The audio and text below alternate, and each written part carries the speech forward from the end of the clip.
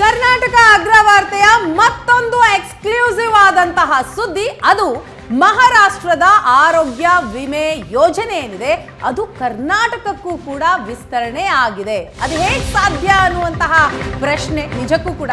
ಬೆಳಗಾವಿಯಲ್ಲೇ ಆರೋಗ್ಯ ವಿಮೆ ಕೇಂದ್ರವನ್ನ ತೆರೆದ ಮಹಾರಾಷ್ಟ್ರ 865 ಗ್ರಾಮಗಳಿಗೂ ಯೋಜನೆಯನ್ನ ವಿಸ್ತರಿಸಿದ ಮಹಾರಾಷ್ಟ್ರ ಸರ್ಕಾರ.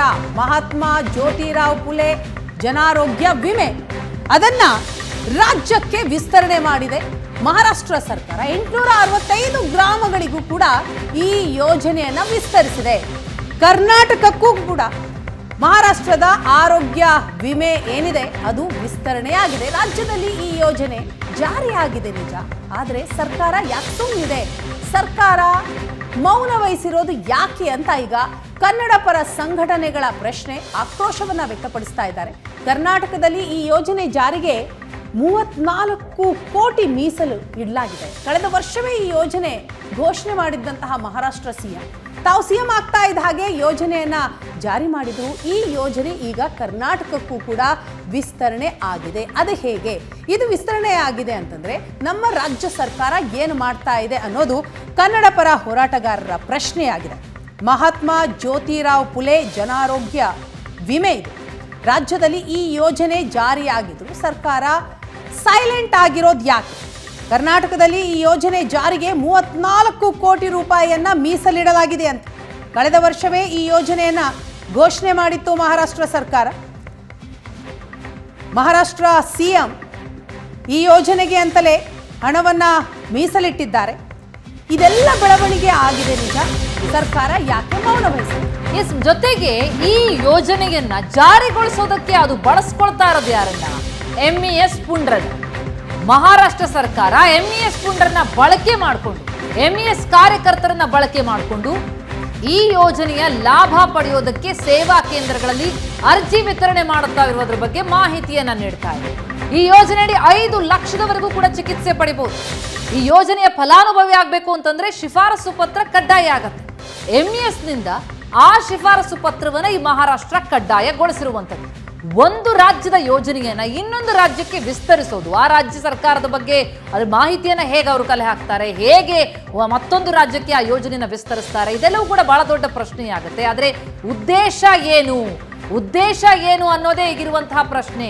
ಯಾವಾಗಲೂ ಬೆಳಗಾವಿ ಮಹಾರಾಷ್ಟ್ರಕ್ಕೆ ಸೇರಿದ್ದು ಅನ್ನುವಂತಹ ಒಂದು ಆರೋಪವನ್ನ, ಅಂಥದ್ದೊಂದು ಹೋರಾಟವನ್ನ MES ನಡೆಸ್ತಾ ಇರುತ್ತೆ. ಅದರ ಮಧ್ಯದಲ್ಲಿ ಇಂಥದ್ದೊಂದು ಯೋಜನೆ ಜಾರಿಗೊಳಿಸ್ತಾ ಇರೋದು ಬಹಳ ದೊಡ್ಡ ಪ್ರಶ್ನೆ ಕಾರಣ ಆಗಿದೆ.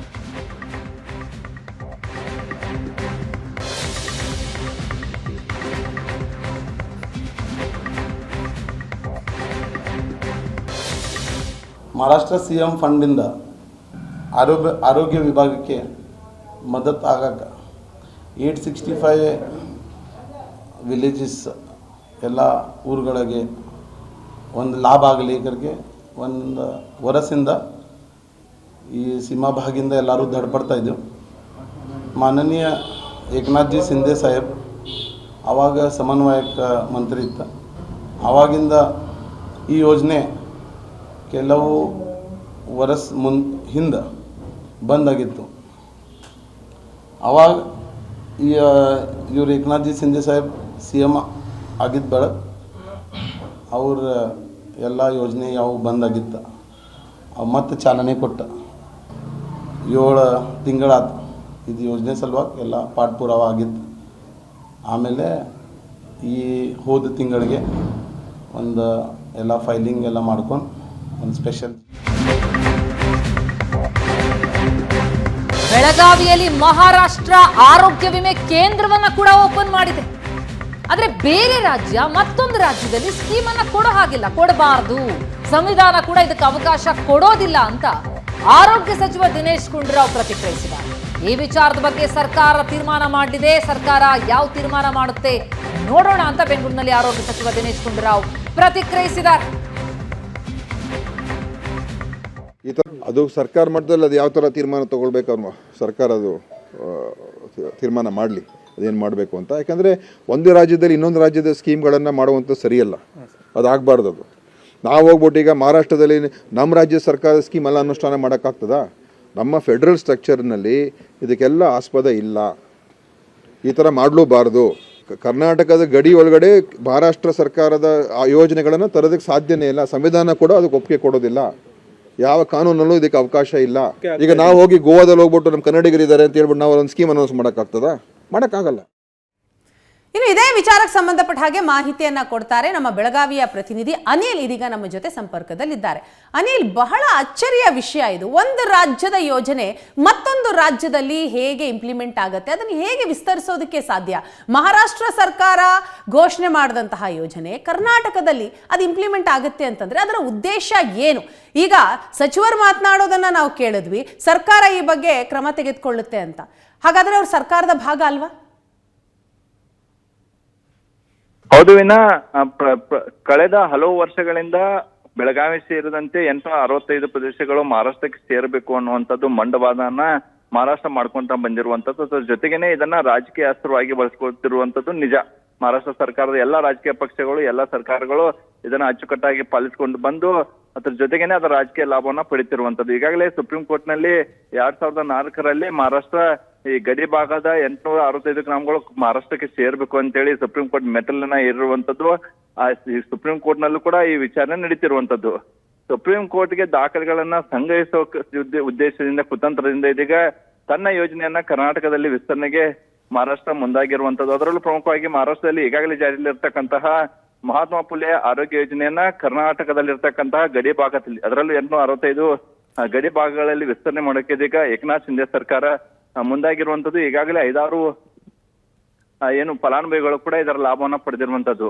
ಇಲ್ಲಿ ಗಮನಿಸಬೇಕಾದಂತ ವಿಷಯ ಏನಂತಂದ್ರೆ ವಿನಾ, ಈ ಒಂದು ಯೋಜನೆ ಫಲಾನುಭವಿ ಆಗ್ಬೇಕಾದ್ರೆ ನಾನು ಮರಾಠಿ ಭಾಷಿಕ ಅಂತ ಹೇಳಿ ಅರ್ಜಿಯನ್ನ ತುಂಬಿ ಅದನ್ನ MAS ಕಾರ್ಯಕರ್ತರಿಗೆ ಸಲ್ಲಿಸಿ ಅದ್ರ ಜೊತೆಗೇನೆ MAS ಕಾರ್ಯಕರ್ತರಿಂದ ಶಿಫಾರಸು ಪತ್ರವನ್ನ ತೆಗೆದುಕೊಳ್ಬೇಕು.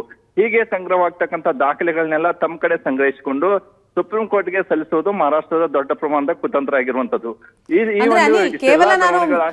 ಅನಿಲ್, ಕೇವಲ ನಾನು ಮರಾಠಿಗ ಅನ್ನುವಂಥದ್ದನ್ನ ಮಾತ್ರ ಹೇಳ್ಬೇಕಾ, ಅದಕ್ಕೆ ದಾಖಲೆನೂ ಕೊಡ್ಬೇಕಾಗತ್ತಾ?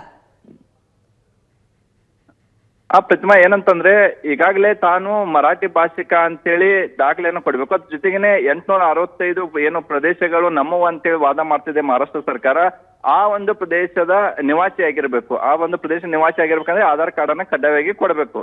ಇಷ್ಟೆಲ್ಲ ಕೊಟ್ಟ ನಂತರ ಈ ದಾಖಲೆಗಳನ್ನ ಸಂಗ್ರಹಿಸಿ ಇದೀಗ ಸುಪ್ರೀಂ ಕೋರ್ಟ್ಗೆ ಸಲ್ಲಿಸೋಕೆ ಮಹಾರಾಷ್ಟ್ರ ಸರ್ಕಾರ ದೊಡ್ಡ ಕುತಂತ್ರವನ್ನ ಮಾಡ್ತಿರುವಂತದ್ದು. ಇಷ್ಟೆಲ್ಲ ಈಗಾಗಲೇ ಈ ಒಂದು ಯೋಜನೆಗೆ ಬೆಳಗಾವಿಯಲ್ಲಿ 2 ಆಸ್ಪತ್ರೆಗಳನ್ನ ಸೆಲೆಕ್ಟ್ ಆಗಿರುವಂತದ್ದು. ಇಷ್ಟೆಲ್ಲ ಸೆಲೆಕ್ಟ್ ಆದ್ರೂ ಕೂಡ ಕರ್ನಾಟಕ ಸರ್ಕಾರ ಮೌನಕ್ಕೆ ಶರಣಾಗಿರುವುದು ಕನ್ನಡ ಸಂಘಟನೆಗಳ ಆಕ್ರೋಶಕ್ಕೆ ಕಾರಣವಾಗಿರುವಂತದ್ದು. ಅನಿಲ್, ಎಲ್ಲ ಪ್ರಕ್ರಿಯೆಗಳು ನಡೀತಾ ಎಷ್ಟು ದಿನ ಆಯ್ತು? ಸರ್ಕಾರದ ಗಮನಕ್ಕೆ ನಿಜಕ್ಕೂ ಬರಲೇ ಇಲ್ವಾ? ಇವತ್ತು ದಿನೇಶ್ ಗುಂಡೂರಾವ್ ಅವರು ಪ್ರತಿಕ್ರಿಯೆ ಕೊಡ್ತಿದ್ದಾರೆ. ಅವರು ಹೇಳ್ತಾ ಇರೋದು ಸರ್ಕಾರ ಕ್ರಮ ಕೈಗೊಳ್ಳುತ್ತೆ, ಏನ್ ಮಾಡುತ್ತೋ ನೋಡೋಣ ಅನ್ನುವಂತ ಮಾತನ್ನ ಹೇಳ್ತಿದ್ದಾರೆ. ಅಂದ್ರೆ ಅವರು ಆ ಬದ್ಧತೆಯನ್ನು ತೋರದಂತೆ ಕಂಡು ಬರ್ತಾ ಇಲ್ಲ. ಯಾಕಿಷ್ಟು ನಿರ್ಲಕ್ಷ್ಯ ಆಗಿದ್ರೆ? ಎಷ್ಟು ದಿನಗಳಿಂದ ನಡೀತಾ ಇದೆ ಇಂಥದ್ದೊಂದು ಪ್ರಕ್ರಿಯೆ? ನೋಡಿ, ಏಕನಾಥ್ ಶಿಂದೆ, ಮಹಾರಾಷ್ಟ್ರದ ಹಾಲಿ ಮುಖ್ಯಮಂತ್ರಿ ಏಕನಾಥ್ ಶಿಂದೆ ಗಡಿ ಹೋರಾಟದ ಮೂಲಕವೇ ರಾಜಕೀಯ ಪ್ರವರ್ಧಮಾನಕ್ಕೆ ಬಂದಿರುವಂತರು. ಹೀಗಾಗಿ ಸಾಕಷ್ಟು ಜೈಲು ವಾಸವನ್ನು ಕೂಡ ಗಡಿ ಹೋರಾಟ ಸಂಬಂಧಪಟ್ಟಂಗೆ ಏಕನಾಥ್ ಶಿಂದೆ ಅವರು ಏನು ಸೆರೆಮನೆ ವಾಸವನ್ನು ಕೂಡ ಅನುಭವಿಸಿರುವಂತದ್ದು. ಈಗ ಮುಖ್ಯಮಂತ್ರಿ ಆಗಿರುವಂತದ್ದು. ಬರ್ತಕ್ಕಂತ ಕೆಲವೇ ತಿಂಗಳಲ್ಲಿ ಮಹಾರಾಷ್ಟ್ರದ ರಾಜ್ಯ ವಿಧಾನಸಭೆ ಚುನಾವಣೆ ಕೂಡ ಇರುವಂತದ್ದು. ಹೀಗಾಗಿ ಈ ಒಂದು ಯೋಜನೆಯನ್ನು ಇಟ್ಕೊಂಡು ನಾವು ಮರಾಠಿ ಅಸ್ಮಿತೆ ಅಸ್ತ್ರವನ್ನು ಪ್ರಯೋಗ ಮಾಡಕ್ಕೆ ಏಕನಾಥ್ ಶಿಂದೆ ಅವರು ಮುಂದಾಗಿರುವಂತದ್ದು. ಜೊತೆಗೇನೆ ಈ ಒಂದು ಗಡಿ ಭಾಗದಲ್ಲಿ ತನ್ನ ಯೋಜನೆಗಳನ್ನ ವಿಸ್ತರಿಸಿ ಇಲ್ಲಿರ್ತಕ್ಕಂಥ ಮರಾಠಿ ಭಾಷಿಕರನ್ನ ಓಲೈಕೆಗೂ ಕೂಡ ಮುಂದಾಗಿರುವಂತದ್ದು. ಅದ್ರ ಜೊತೆಗೇನೆ ಗಡಿ ಭಾಗದ ಈಗಾಗಲೇ ಏನು ಸುಪ್ರೀಂ ಕೋರ್ಟ್ ನಲ್ಲಿ ಸುಪ್ರೀಂ ಕೋರ್ಟ್ ನಲ್ಲಿ ಏನು ವಾದ ವಿವಾದ ನಡೀತಿರುವಂತದ್ದು, ಅದಕ್ಕೆ ದಾಖಲೆ ಸಂಗ್ರಹಿಸಿದಂಗಾಗುತ್ತೆ, ಮರಾಠಿ ಭಾಷಿಕರ ಓಲೈಕೆನೂ ಆಗುತ್ತೆ, ನಾವು ಮರಾಠಿ ಭಾಷಿಕರ ಪರವಾಗಿದ್ದೀವಿ ಅಂತೇಳಿ ಬಿಂಬಿಸುವ ಪ್ರಯತ್ನವನ್ನ ಇದಕ್ಕೆ ಏಕನಾಥ್ ಶಿಂದೆ ಮಾಡ್ತಿರುವಂತದ್ದು. ಆದ್ರೆ ಹಿಂದೆ ಕಳೆದ ವರ್ಷ ಅಷ್ಟೇ ಏಕನಾಥ್ ಶಿಂದೆ ಏನು ಯೋಜನೆಯನ್ನ ಘೋಷಿಸಿದ್ರು, 34 ಕೋಟಿ ರೂಪಾಯಿಯನ್ನ ಅದಕ್ಕೆ ಮೀಸಲಿಟ್ಟಿದ್ರು. ಆಗ ಮುಖ್ಯಮಂತ್ರಿ ಆಗಿರ್ತಕ್ಕಂಥ ಬಸವರಾಜ ಬೊಮ್ಮಾಯಿ ಅವರು ಅವರಿಗೆ ತಿರುಗೇಟು ಕೊಡುವ ಕೆಲಸವನ್ನ ಮಾಡಿದ್ರು. ಆದ್ರೆ ಈಗ ಯೋಜನೆ ಜಾರಿ ಆದ್ರೂ ಕೂಡ ಸಿದ್ದರಾಮಯ್ಯನವರು ಈ ಬಗ್ಗೆ ಮಾತಾಡ್ತಿಲ್ಲ, ಸರ್ಕಾರದ ಪ್ರತಿನಿಧಿಗಳು ಮಾತಾಡ್ತಿಲ್ಲ, ಜಿಲ್ಲೆಯಲ್ಲಿರ್ತಕ್ಕಂಥ 2 ಸಚಿವರು, ಸತೀಶ್ ಜಾರಕಿಹೊಳಿ ಹಾಗೂ ಲಕ್ಷ್ಮೀ ಹೆಬ್ಬಾಳ್ಕರ್ ಇಬ್ರು ಕೂಡ ತುಟಿಯನ್ನ ಬಿಸ್ತಾ ಇಲ್ಲ. ಇದನ್ನ ನೋಡಿದ್ರೆ ಎಲ್ಲೊಂದ್ ಕಡೆ ಕನ್ನಡ ಸಂಘಟನೆಗಳ ಆಕ್ರೋಶ ಕೂಡ ಸರ್ಕಾರದ ನಡೆ ಆಕ್ರೋಶಕ್ಕೆ ಕೂಡ ಕಾರಣವಾಗಿರುವಂತ. ಮಹಾರಾಷ್ಟ್ರ 2 ಉಸ್ತುವಾರಿ ಸಚಿವರು ನೇಮಿಸಿದ್ರು ಕೂಡ ಕರ್ನಾಟಕ ಸರ್ಕಾರ ಒಬ್ರು ಉಸ್ತುವಾರಿ ಸಚಿವರು ನೇಮಿಸಿಲ್ಲ. ಅದ್ರ ಜೊತೆ ಗಡಿ ಸಂರಕ್ಷಣಾ ಆಯೋಗದ ಅಧ್ಯಕ್ಷರು ಇಲ್ಲ. ಈಗೆಲ್ಲ ಗಡಿ ಬಗ್ಗೆ ಮಹಾರಾಷ್ಟ್ರಕ್ಕೆ ಇರ್ತಕ್ಕಂತಹ ಮುತುವರ್ಜಿ ಕರ್ನಾಟಕ ಸರ್ಕಾರಕ್ಕೆ ಇಲ್ಲ ಅನ್ನುವಂಥದ್ದು ಈಗ ಕನ್ನಡ ಸಂಘಟನೆಗಳ ಆರೋಪವಾಗಿರುವಂತದ್ದು. ಹೀಗಾಗಿ ಕನ್ನಡ ನಮ್ಮ ರಾಜ್ಯದ ವೀಕ್ನೆಸ್ ಏನು ಅನ್ನೋದು ಮಹಾರಾಷ್ಟ್ರಕ್ಕೆ ಬಹಳ ಚೆನ್ನಾಗಿ ಗೊತ್ತಾಗಿದೆ ಅಂತ ಅನಿಸ್ತಾ ಇದೆ ಅನಿಲ್. ಅದರ ಲಾಭವನ್ನ ಈಗ ಮಹಾರಾಷ್ಟ್ರ ಸರ್ಕಾರ ಪಡಿತಾ ಇದೆ. ನಮ್ಮ ಸರ್ಕಾರದ ಅಧಿಕಾರಿಗಳು ಜನನಾಯಕರು ಯಾವುದೇ ತಲೆ ಕೆಡಿಸ್ಕೊಳ್ತಾ ಇಲ್ಲ ಅನ್ನುವಂಥದ್ದು ಈಗ ಸ್ಪಷ್ಟ ಆಗ್ತಾ ಇದೆ ಅಲ್ವಾ? ಹೌದು. ಇನ್ನ ನೋಡಿ, ನೀವು ಕಳೆದ ದೇವೇಂದ್ರ ಫಡ್ನವೀಸ್ ಯಾವಾಗ ಮಹಾರಾಷ್ಟ್ರದ ಮುಖ್ಯಮಂತ್ರಿ ಆಗ್ತಾರೆ ಅವಾಗ ಮೊದಲ ಬಾರಿಗೆ ಗಡಿಯನ್ನ ನೋಡ್ಕೊಳ್ಳೋಕೆ ಅಂತಾನೆ ಚಂದ್ರಕಾಂತ್ ಪಾಟೀಲ್ ಅಂತ ಹೇಳಿ ಅವರನ್ನ ಉಸ್ತುವಾರಿ ಸಚಿವರನ್ನಾಗಿ ನೇಮಕ ಮಾಡ್ತಾರೆ. ಅವಾಗ ಹಿಂದೆ ರಾಜ್ಯದಲ್ಲೂ ಕೂಡ ಸಿದ್ದರಾಮಯ್ಯ ಅವರು ಮುಖ್ಯಮಂತ್ರಿ ಇದ್ರು. ಆಗ ಮಹಾರಾಷ್ಟ್ರಕ್ಕೆ ತಿರುಗೇಟು ಕೊಡುವ ಕೆಲಸವನ್ನ ಸಿದ್ದರಾಮಯ್ಯ ಅವರು ಮಾಡಿದ್ರು. ಆಗ ಕರ್ನಾಟಕದಲ್ಲಿ ಗ್ರಾಮೀಣಾಭಿವೃದ್ಧಿ ಸಚಿವರಾಗಿರ್ತಕ್ಕಂಥ ಎಚ್ ಕೆ ಪಾಟೀಲ್ ಅವರನ್ನ ಗಡಿ ಉಸ್ತುವಾರಿ ಸಚಿವರನ್ನ ನೇಮಕ ಮಾಡುವ ಮೂಲಕ ಮಹಾರಾಷ್ಟ್ರಕ್ಕೆ ತಿರುಗೇಟು ಕೊಟ್ಟರು. ನಂತರ ಬಂದಿರತಕ್ಕಂಥ ಮಹಾರಾಷ್ಟ್ರದಲ್ಲಿ ಮೈತ್ರಿ ಸರ್ಕಾರ ಏನ್ ಬಂತು, ಮಹಾ ವಿಕಾಸ್ ಅಘಾಡಿ ಅಂತೇಳಿ, ಅವಾಗ ಉದ್ಧವ್ ಠಾಕ್ರೆ ಅವರು ಒಂದು ಹೆಜ್ಜೆ ಮುಂದೆ ಹೋಗಿ ಇಬ್ಬರನ್ನು ಗಡಿ ಉಸ್ತುವಾರಿ ಸಚಿವರನ್ನಾಗಿ ಮಾಡಿದ್ರು. ಆದ್ರೆ ರಾಜ್ಯದಲ್ಲಿ ಬಂದಿರತಕ್ಕಂತ ಕಾಂಗ್ರೆಸ್ ಜೆಡಿಎಸ್ ಮೈತ್ರಿ ಸರ್ಕಾರ ಆಗಿರ್ಬೋದು, ಅದಾದ ನಂತರ ಬಂದಂತಹ ಬಿಜೆಪಿ ಸರ್ಕಾರ ಆಗಿರ್ಬೋದು, ಈಗ ಬಂದಿರತಕ್ಕಂಥ ಕಾಂಗ್ರೆಸ್ ಸರ್ಕಾರ ಒಬ್ಬರನ್ನು ಕೂಡ ಗಡಿ ಉಸ್ತುವಾರಿ ಸಚಿವರನ್ನು ನೇಮಕ ಮಾಡ್ತಾ ಇಲ್ಲ. ಗಡಿ ಉಸ್ತುವಾರಿ ನೋಡಿಕೊಳ್ಳಕ್ಕೆ ಯಾರು ತಜ್ಞರ ತಂಡ ನೇಮಕ ಮಾಡೋದ್ರಲ್ಲೂ ಕೂಡ ಹಿಂದೇಟು ಹಾಕ್ತಿರುವಂತದ್ದು. ಹೀಗಾಗಿ ಗಡಿ ಬಗ್ಗೆ ಮಹಾರಾಷ್ಟ್ರಕ್ಕೆ ಇರ್ತಕ್ಕಂಥ ಕಾಳಜಿ ಕರ್ನಾಟಕ ಸರ್ಕಾರಕ್ಕಿಲ್ಲ ಅನ್ನುವಂಥದ್ದು ಬೆಳಗಾವಿಯ ಕನ್ನಡ ಸಂಘಟನೆಗಳ ಆಕ್ರೋಶಕ್ಕೆ ಕಾರಣವಾಗಿರುವಂತದ್ದು. ಅಂದ್ರೆ ಬೆಳಗಾವಿಯ ಲೀಡರ್ಸ್ಗಳು ಯಾರು ಮಾತಾಡ್ತಿಲ್ವಾ ಈ ಬಗ್ಗೆ? ಸಚಿವರುಗಳಾಗ್ಲಿ ಅಥವಾ ಶಾಸಕರಾಗ್ಲಿ ಯಾರು ಮಾತಾಡ್ತಿಲ್ವಾ? ಹಾ ನೋಡಿ, ಬೆಂಗಳೂರು ಅಂದ್ರೆ ಅತಿ ಹೆಚ್ಚು ವಿಧಾನಸಭಾ ಕ್ಷೇತ್ರಗಳು ಇರುವುದು, ಅತಿ ಹೆಚ್ಚು ಲೋಕಸಭಾ ಕ್ಷೇತ್ರಗಳು ಇರುವುದು, ಅತಿ ಹೆಚ್ಚು ಜನಪ್ರತಿನಿಧಿಗಳು ಇರುವುದು ಕೂಡ ಬೆಳಗಾವಿಯಲ್ಲಿ. ನೀವು ನೋಡಿ, ಈಗಾಗಲೇ ಸಿದ್ದರಾಮಯ್ಯ ಸರ್ಕಾರದಲ್ಲಿ ಇಬ್ಬರು ಸಚಿವರಿದ್ದಾರೆ, ಒಂದು ಸತೀಶ್ ಜಾರಕಿಹೊಳಿ ಹಾಗೂ ಲಕ್ಷ್ಮೀ ಹೆಬ್ಬಾಳ್ಕರ್. ಮತ್ತೊಂದೆಡೆ ಗಡಿ ವಿವಾದದಲ್ಲಿ ಯಾರೂ ಮೂಗು ತೋರಿಸಬಾರ್ದು ಅಂತ ಹೇಳಿ ಹಿಂದೆ ದೇವೇಂದ್ರ ಫಡ್ನವೀಸ್ ಹಾಗೂ ಬಸವರಾಜ ಬೊಮ್ಮಾಯಿ ಅವರಿಗೆ ಸ್ವತಃ ಕೇಂದ್ರ ಗೃಹ ಸಚಿವ ಅಮಿತ್ ಶಾ ಅವರೇ ಎಚ್ಚರಿಕೆಯನ್ನ ಕೊಟ್ಟಿದ್ರು. ಈಗಾಗಲೇ ವಿವಾದ ಸುಪ್ರೀಂ ಕೋರ್ಟ್ ನಲ್ಲಿದೆ. ಹೀಗಾಗಿ ಯಾರು ಕೂಡ ತಂತಿ ತಕರಾರನ್ನ ಮಾಡಬಾರ್ದು, ಗಲಾಟೆಯನ್ನ ಮಾಡಬಾರ್ದು, ಯಥಾಸ್ಥಿತಿಯನ್ನ ಕಾಪಾಡ್ಕೊಂಡು ಹೋಗ್ಬೇಕು, ಸುಪ್ರೀಂ ಕೋರ್ಟ್ ಆದೇಶ ಬರುವವರೆಗೆ ಎಲ್ಲರೂ ಕೂಡ ಸೈಲೆಂಟ್ ಆಗಿರ್ಬೇಕು ಅಂತೇಳಿ ಸ್ಪಷ್ಟ ನಿರ್ದೇಶನವನ್ನ ಕೊಟ್ಟಿದ್ರು. ಈಗ ಬಿಜೆಪಿ ಹಾಗೂ ಶಿವಸೇನೆ ನೇತೃತ್ವ ಸರ್ಕಾರ ಮಹಾರಾಷ್ಟ್ರದಲ್ಲಿ ಇದ್ರು ಕೂಡ ಪದೇ ಗಡಿಗೆ ಸಂಬಂಧಪಟ್ಟಂತೆ ತಕರಾರು ತಂತಿಗಳನ್ನ ಮಾಡ್ತಿದ್ದಾರೆ. ಈಗ ಜಿಲ್ಲೆಯಲ್ಲೂ ಕೂಡ ಇಬ್ಬರು ಸಂಸದರಿದ್ದಾರೆ, ಒಂದು ಮಂಗಳಂಗಡಿ ಅನಾಸಾಬ್ ಜಿಲ್ಲೆ, ಅದ್ರ ಜೊತೆ ರಾಜ್ಯಸಭಾ ಸದಸ್ಯ ಹಿರಣ್ಣ ಕಲಾಡಿ ಕೂಡ ಇದ್ದಾರೆ. ಮಹಾರಾಷ್ಟ್ರ ಸರ್ಕಾರದ ಕುತಂತ್ರವನ್ನ ಕೇಂದ್ರ ನಾಯಕರ ಗಮನಕ್ಕೆ ತರುವ ಪ್ರಯತ್ನವನ್ನು ಅವರು ಮಾಡ್ತಾ ಇಲ್ಲ. ಇತ್ತ ಮಹಾರಾಷ್ಟ್ರ ಕುತಂತ್ರವನ್ನ ಕೇಂದ್ರ ಗಮನ ಸೆಳೆಯುವ ನಿಟ್ಟಿನಲ್ಲಿ ರಾಜ್ಯ ಸರ್ಕಾರ ಕೂಡ ಯಾವುದೇ ಪ್ರಯತ್ನ ಮಾಡ್ತಿಲ್ಲ. ಇದು ಈ ಭಾಗದ ಜನರ ಆಕ್ರೋಶಕ್ಕೆ ಕಾರಣವಾಗಿರುವಂತದ್ದು. ಥ್ಯಾಂಕ್ ಯು ಅನಿಲ್ ತಮ್ಮೆಲ್ಲ ಮಾಹಿತಿಗೆ. ಒಟ್ಟಾರೆ ಈಗಲಾದರೂ ಎಚ್ಚೆತ್ತುಕೊಳ್ಳೇಬೇಕಿದೆ. ದಿನೇಶ್ ಗುಂಡೂರಾವ್ ಅವರು ಪ್ರತಿಕ್ರಿಯೆಯನ್ನು ಕೊಟ್ಟರು, ಆದರೆ ಅಷ್ಟಕ್ಕೆ ಸುಮ್ಮನಾಗಬಾರ್ದು. ಅವರದ್ದೇ ಸರ್ಕಾರ ಇರುವಂಥದ್ದು, ಸರ್ಕಾರ ಈಗ ಖುದ್ದು ಕ್ರಮವನ್ನು ಕೈಗೊಳ್ಳಲೇಬೇಕಾಗತ್ತೆ. ಇದೇ ರೀತಿಯಲ್ಲಿ ಮುಂದುವರೆದ್ರೆ ಒಂದು ರಾಜ್ಯ ಇನ್ನೊಂದು ರಾಜ್ಯಕ್ಕೆ ಯೋಜನೆ ಜಾರಿಗೊಳಿಸಬಾರ್ದು ಗೊತ್ತು, ಆದರೆ ಜಾರಿಗೊಳಿಸಿದೆಯಲ್ಲ, ಅದರ ಲಾಭವನ್ನು ಜನ ಪಡೆಯೋದಕ್ಕೆ ಮುಂದಾಗ್ತಾ ಇದ್ದಾರಲ್ಲ, ಇದು ಏನು ಉದ್ದೇಶ, ಇದರ ಹಿಂದೆ ಏನು ಕುತಂತ್ರ ಇದೆ, ಅದೆಲ್ಲವೂ ಕೂಡ ಹೊರಬರಬೇಕಾಗಿದೆ. ಈಗಲೇ ಅದನ್ನು ನಿಯಂತ್ರಿಸಬೇಕಾಗಿದೆ. ನಿಜ.